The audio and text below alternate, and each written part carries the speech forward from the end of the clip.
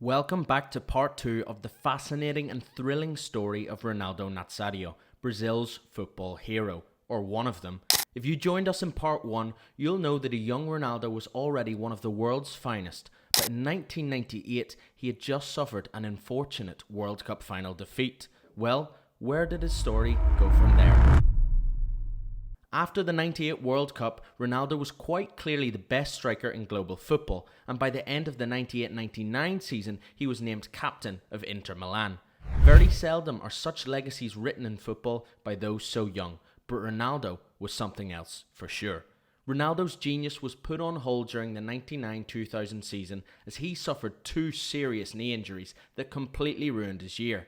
He then missed the full 2000 to 2001 campaign tragically for football fans and had more problems, would you believe it, in 01-02. Ronaldo would only manage 10 league games for Inter that year, but he scored 7 goals. At least his injury had not taken away his magic touch.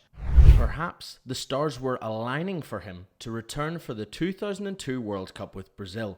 They were going for glory as always, and though R9 hadn't played much at all for the last few years, he was still a key man up top.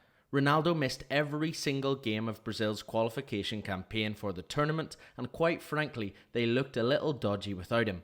In a truly miraculous story, Ronaldo would be back fit and in form to exorcise the demons of 98 and lead Brazil to glory in 2002. Ronaldo scored 8 goals at the tournament in Korea and Japan to become the tournament top scorer and ultimate star of world football. He scored against every opponent in the tournament except in the quarterfinals against England. His winner against Turkey in the semis was a cheeky toe poke finish with little backlift while on the run. One from his futsal days, no doubt. After the game, his name was displayed in the stands in Hollywood sign style lettering. He had brought Brazil back to the big time once again. Brazil won the final 2-0 against Germany, and of course Ronaldo bagged a brace. It was his show and his stage, and even his haircut from the tournament became one of the most iconic in football history. A 3rd World Player of the Year award was rightfully received for the phenomenon that had barely played in 3 seasons and was still just 25 years old. I used to visualize the trophy in front of my eyes and imagine what a wonderful feeling it must be to hold it up in the air. It was a fabulous feeling, actually, to hold it in my hands and kiss it. This is what Ronaldo said after he finally triumphed with Brazil.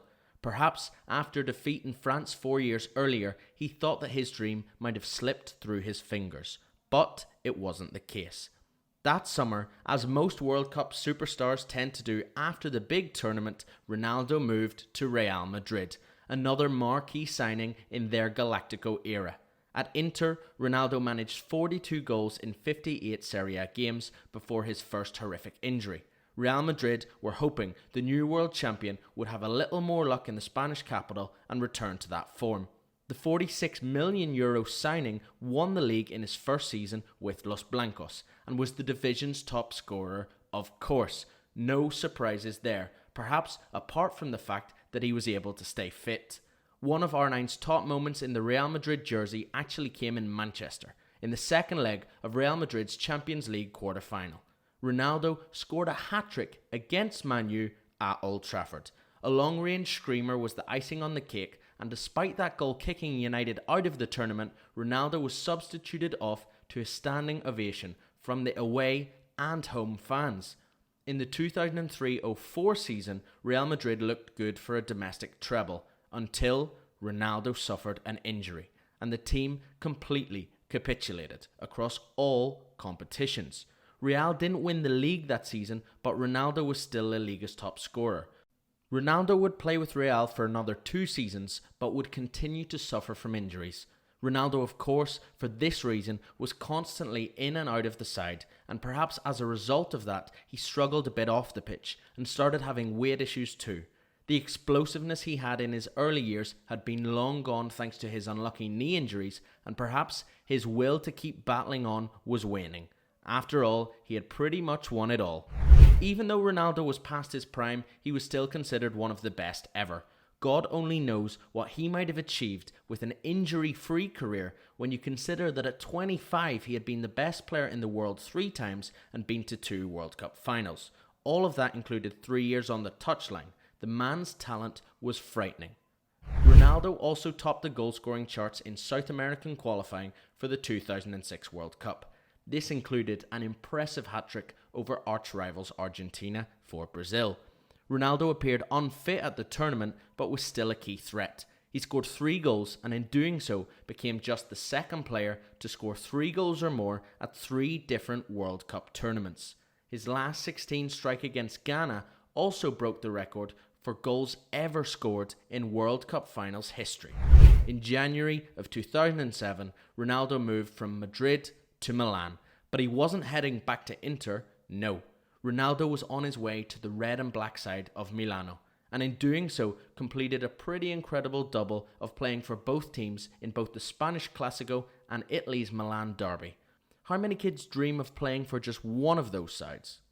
At AC Milan, Ronaldo would play just 20 games in 2 years, scoring 9 goals.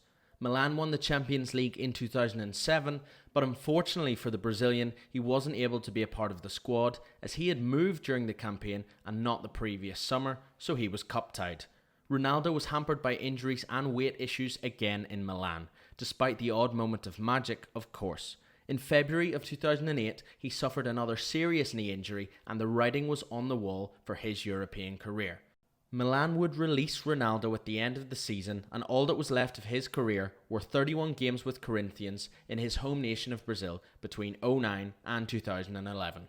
But they were a success as well. Upon his return, he scored 10 goals in 14 games for the club in the Sao Paulo State Championship and Corinthians were crowned champions. He even scored a famous 30-yard chip against Santos with his hero Pelé watching on from the stands. It was all a bit romantic, a full circle moment. He also scored in the 2009 Brazilian Cup final victory for Corinthians. He was a legend at another club. Retirement finally came in 2011, but let's face it, Ronaldo did it all. At home, in Holland, Spain, and Italy, and on the biggest stage of them all for Brazil in 2002 at the World Cup. The man moved like no other and came back from injuries that might have ended any mere mortal's career. He was a Brazilian beauty and a cultural phenomenon.